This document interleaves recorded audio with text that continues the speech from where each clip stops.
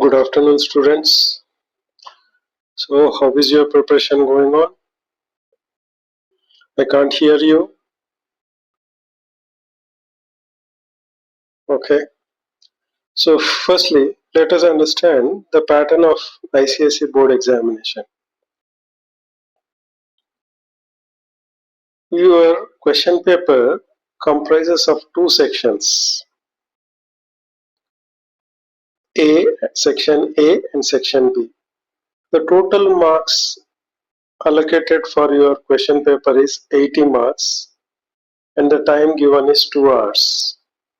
Okay, you will find questions for 100 marks, but 20 marks you can drop as your choice. So the question paper is divided into two sections, section A and section B.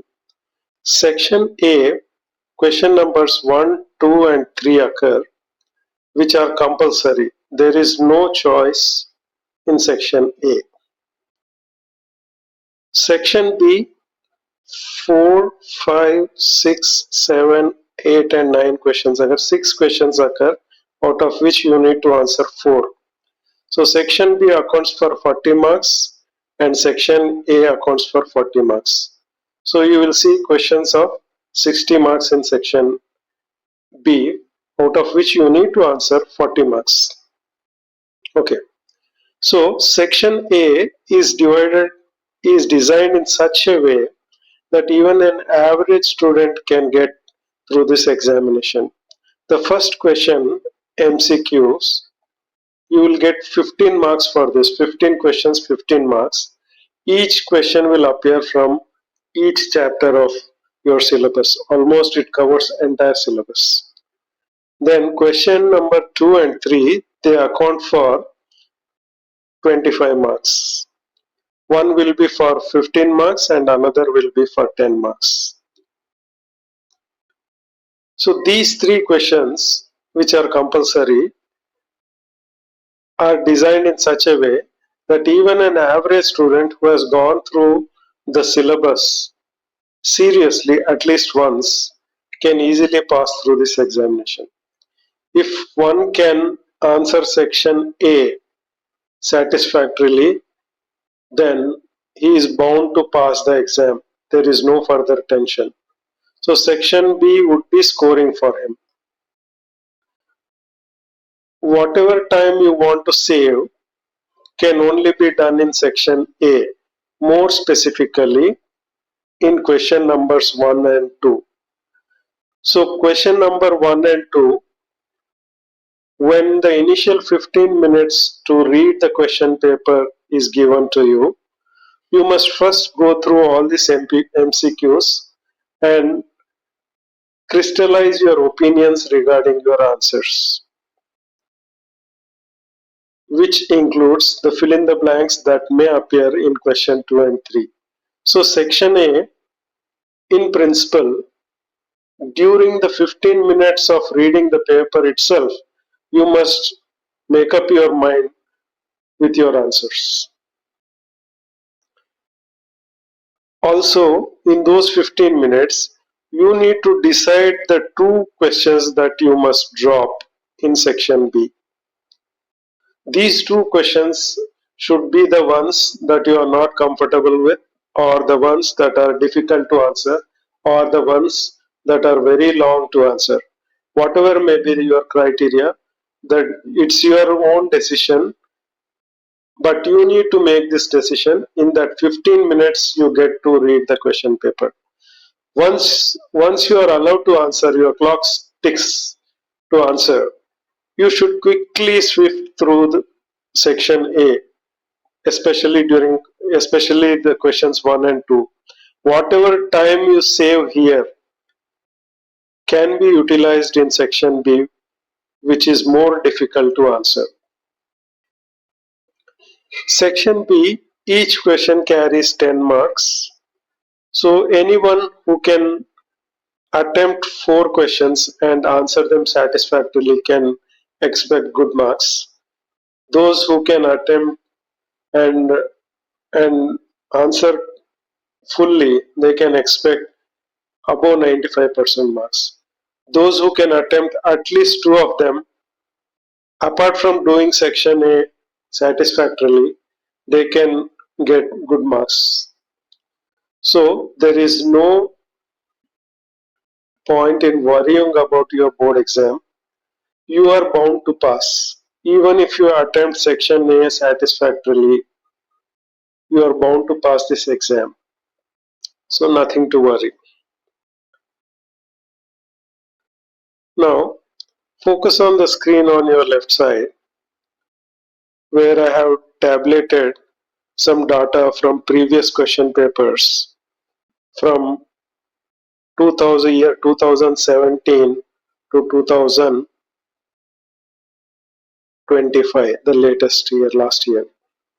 So if you see the topics that have been listed 1 through 19, force, uniform circular motion, work energy power, so on and so forth till magnetic effect of current, calorimetry and latent heat, radioactivity and nuclear fusion and fission.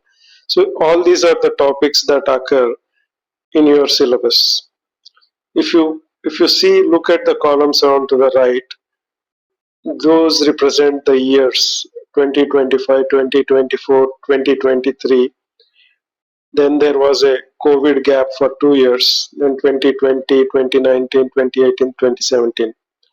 So all these previous 7 years questions have been analyzed and attributed to various topics of your syllabus. And their marks that have been allocated for each question has been tabulated here. If you see the total for each year, it amounts to 100 marks, whereas the question paper would be, your answer sheet would be corrected only for 80 marks. That means 20 marks are for choice. The two questions that you drop in section A, they account for 20 marks. That's why out of this 100 marks that occur on the question paper, you only answer 80 marks. So if you see from 2017 to 2025, there is a pattern of occurrence of questions. So this data has also been graphically represented, if it makes sense to you. If you see the last two here, the calorimetry and the radioactivity, you see that the width of the bars is consistently large. That means questions have been occurring from these topics consistently each year, and like the marks, considerable marks have been allocated for questions from these topics. Whereas if you see some topic like, say, for instance, types of energy. So if you see serial number 4 in the table, types of energy, and here you see that in 2025 only one mark has been allocated. In 2023 1 mark, 2020 just 2 marks, and 2018 2 marks.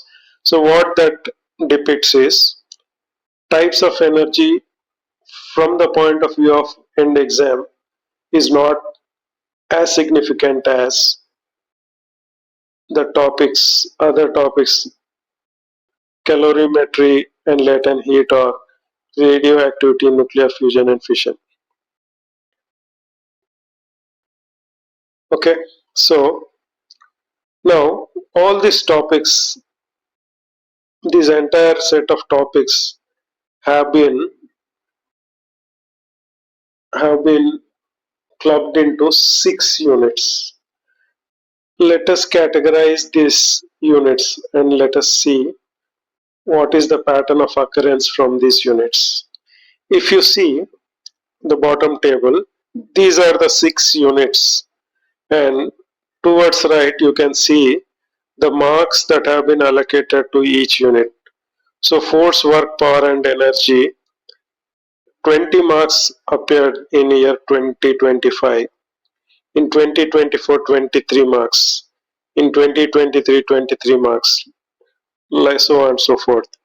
For heat, in year 2027, 12 marks have been allocated. In year 2018, 14 marks. So if you see the graph on the right, so on your left you have various years, and the width of the bars here specify the marks here. So if you see the color coding, you can see force, work, power and energy, the first color, dark blue.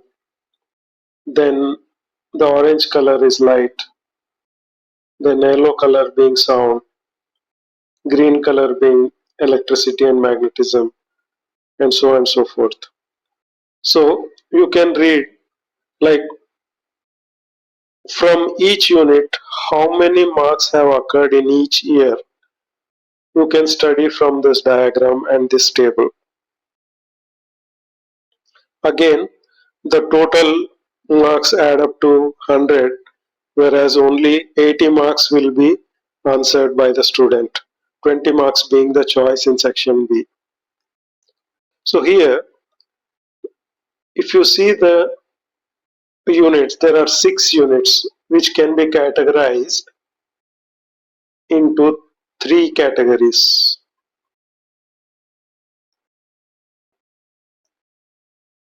First one, big 3. Big 3 units.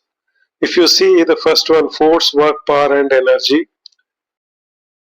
light, electricity and magnetism. These 3 are big. Force, light, electricity and magnetism.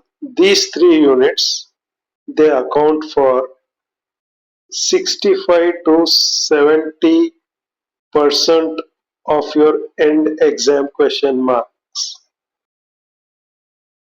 So anybody who prepares well in these 3 big units is bound to answer 70% of the question paper.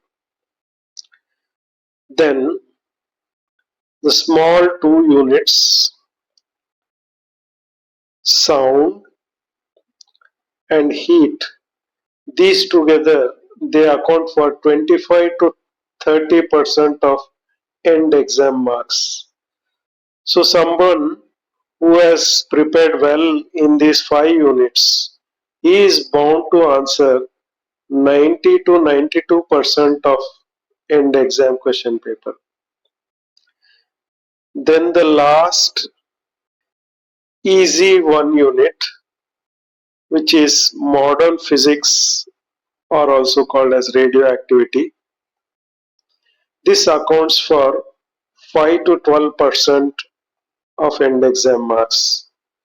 So anyone who simply studies this unit just before exam, it hardly takes few hours to master this unit. If you do that, you are bound to answer nearly 10% of your end exam questions. So someone who is aiming for 100% has to look at all the 6 units. Someone who is looking for good marks, it is sufficient if you can concentrate on the big 3. Someone who wants to score above 90% need to look at the 5 units, the big 3 and the small 2 units.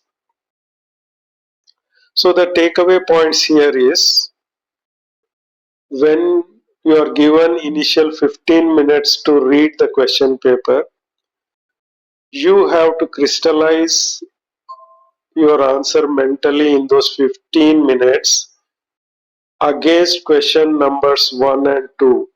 It includes MCQs and fill in the blanks. Also, you need to decide the questions in section B that you are going to drop. Also, crystallize the idea which questions you will take up first. Whatever the time you save in section A by quickly answering this questions 1, 2, 3 can help you to answer difficult questions in section B. Okay, so don't worry. An average student with minimal concentration is bound to pass this board exam. So finally, accept the reality you are in. Don't panic. Improve upon your situation by using the above analysis. Be calm. Do your best. All the best.